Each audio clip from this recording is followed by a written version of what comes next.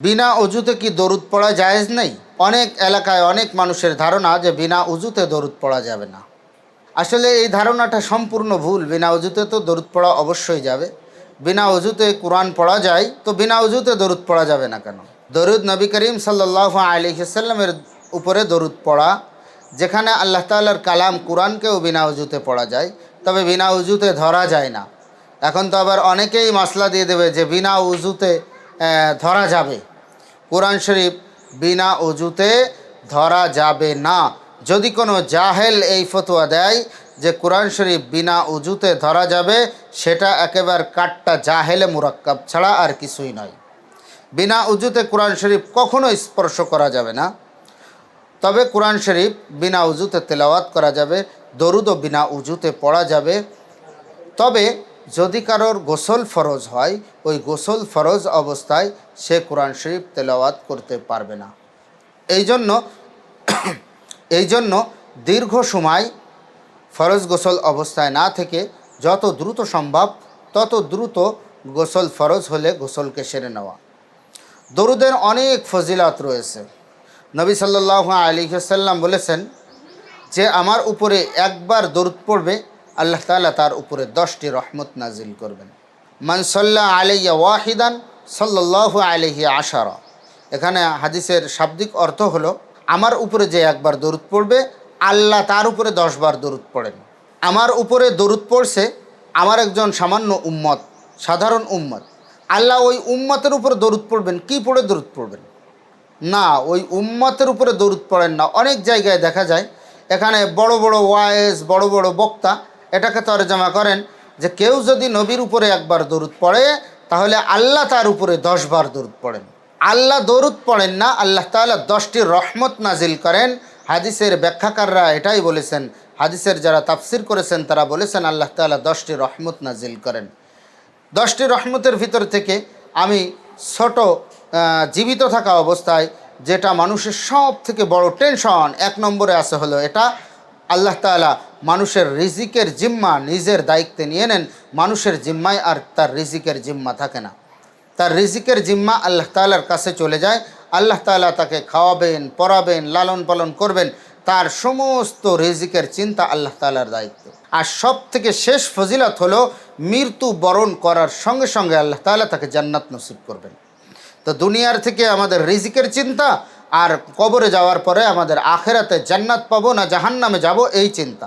তো দুনিয়ার থেকে রিজিকের চিন্তা আল্লাহ তাআলা এক দরুদের মাধ্যমে নিয়ে নিলেন, এবং আখেরাতে কবরে যাওয়ার পরে আল্লাহ তাআলা জান্নাতের দায়িত্বও নিজের হাতে নিয়ে নিলেন এবং তাকে জান্নাতবাসী হিসেবে কবুল করে নিলেন। সুবহানাল্লাহ। এর থেকে বড় ফজিলত আর কি পেতে চাই? দরুদের ভিতরে অনেক ফজিলত। অনেক মা বোনেরা এসে বলে যে আমার মেয়ে বিবাহ হয় না, আমার ছেলে বিবাহ হয় না, আমার মেয়েটা আইবুড়ো হয়ে যায়, ছেলেটা আইবুড়ো হয়ে যায়।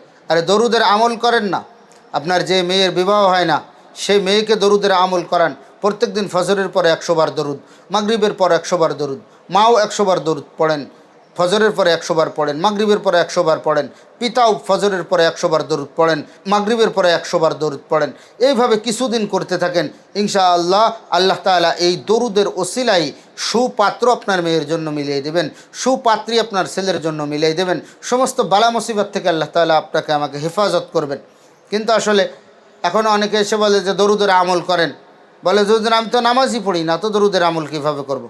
নামাজ যদি নাও পড়ে তারপরেও যদি দরুদের আমল করে এই 2 সময়ে ফজর এবং মাগরিবের পরে, তো যে মাকসাদ নিয়ে করবে আল্লাহ তাআলা সেই মাকসাদে তাকে সফল করে দিবেন। এর জন্য আমরা বেশি বেশি করে দরুদের আমল করি এবং এই ধারণা না করি যে বিনা ওযুতে দরুদ পড়া যাবে না।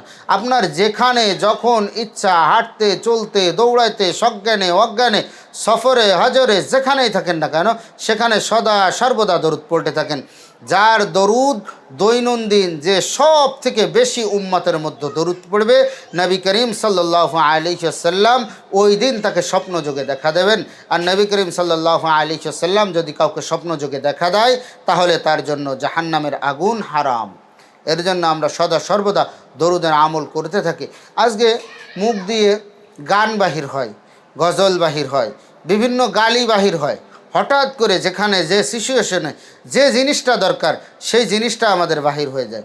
হঠাৎ করে মানুষের মুখ দিয়ে বাহির হয়ে যায় গান, কিন্তু হঠাৎ করে আমার মুখ দিয়ে কোরআনের তেলাওয়াত বাহির হোক না, হঠাৎ করে আমার মুখ দিয়ে দরুদ বাহির হোক না, হঠাৎ করে আমার মুখ দিয়ে সুবহানাল্লাহ, আলহামদুলিল্লাহ, মাশা আল্লাহ এরকম শব্দগুলো বাহির হোক না, এরকম শব্দগুলো বাহির হয় না। আজকে মানুষের মুখে মুখে শোনা যায় বিভিন্ন কঠিন গান। অশিক্ষিত মানুষ পড়তেও পারে না, লিখতেও পারে না, কিন্তু সে কত সুন্দর হিন্দি গান গায়, কিন্তু পড়তেও পারে না, লিখতেও পারে না। আপনার মুখ দিয়ে দরুদের আমলটা হোক না, আপনার মুখ দিয়ে সঙ্গে সঙ্গে বাহির হয়ে যাক না আল্লাহুম্মা সাল্লি আলা মুহাম্মদ সাল্লাল্লাহু আলাইহি ওয়াসাল্লাম, নবী করিম সাল্লাল্লাহু আলাইহি ওয়াসাল্লামের নাম শোনার সঙ্গে সঙ্গে আপনার মুখ দিয়ে দরুদ বাহির হয়ে যাক। একবার আপনার পিতামাতা কবরে শুয়ে আছে, তাদের কথা মনে পড়লো, মনে পড়ার সঙ্গে সঙ্গে আপনার মুখ দিয়ে দরুদ বাহির হয়ে যাক আল্লাহুম্মা সাল্লি আলা সাইয়্যিদিনা মুহাম্মদ, এরকম দরুদ পড়ে আপনি সওয়াব রিসানি করে দিলেন। হে আল্লাহ, আপনি এই সওয়াব সব আমার পিতামাতার কবরে পৌঁছাই দেন। এরকমভাবে সোয়াব রিসানি করে দেন। এখন তো সোয়াব রিসানি করার জন্য এখন বড় হুজুরের কাছে যাওয়া লাগে, মসজিদের ইমাম সাহেবের কাছে যাওয়া লাগে যে হুজুর আমি 1 লক্ষ কালিমা পড়ে রাখছি আমার আব্বার জন্য, আমি 1 লক্ষ কালিমা পড়ে রাখছি আমার মায়ের জন্য, আমি 1 লক্ষ কালিমা পড়ে রাখছি আমার বোনের জন্য, ভাইয়ের জন্য। হুজুর আমি 3 খতম কোরআন শরীফ পড়েছি আমার মায়ের জন্য, বাবার জন্য। বড় হুজুর আপনি এই তো আপনারে আমি 200 টাকা 500 টাকা ফিস দিলাম, আপনি একটু আমার মা বাবার কাছে এটা ফিলাক্সি দিয়ে পাঠাই দিয়েন। বড় হুজুরকে এইভাবে যে মসজিদে যে বলে, আসলে এটা ফিলাক্সি দিয়ে পাঠানোর জিনিস নয়।